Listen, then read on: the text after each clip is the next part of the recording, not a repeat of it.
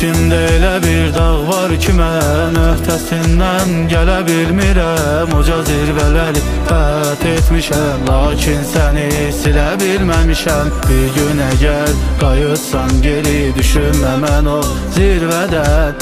Belə asanlıqla bir anda səssiz, səmirsiz enmişəm.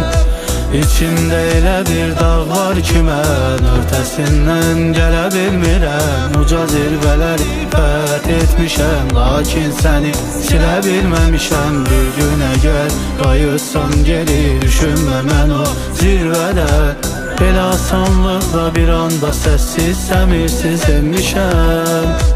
Mən nə haldayam bilmirsən, bilirəm daha məni sevmirsən. İçimdəki duyğuları özüb əğyarı sevindirirsən. Ətrin daldığı köynəyini hələ də mən saxlayıram. Düşünmədən ölməyimi hər gün için ağlayıram.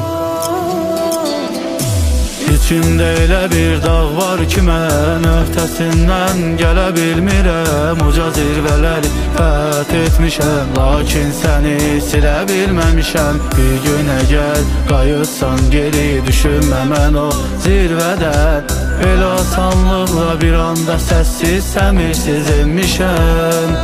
İçimdə elə bir dağ var ki, mən öhdəsindən gələ bilmirəm. Uca zirvələri fəth etmişəm, lakin səni silə bilməmişəm. Bir gün əgər qayıtsan geri, düşünmə mən o zirvədən. Belə asanlıqla bir anda səssiz, səmirsiz enmişəm.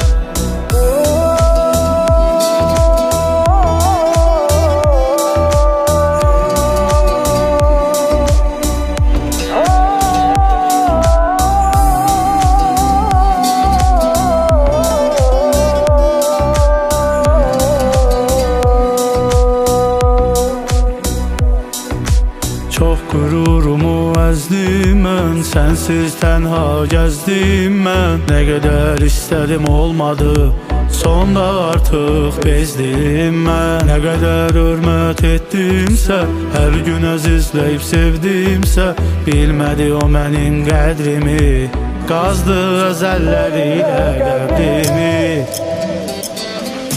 İçimdə elə bir dağ var ki, mən öhdəsindən gələ bilmirəm. Uca zirvələri fəth etmişəm, lakin səni silə bilməmişəm. Bir gün əgər qayıtsan geri, düşünmə mən o zirvədən.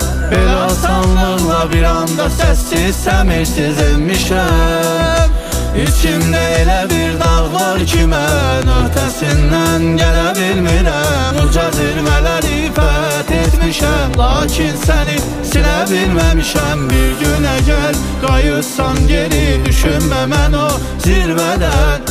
Belə asanlıqla bir anda səssiz, səmirsiz enmişəm.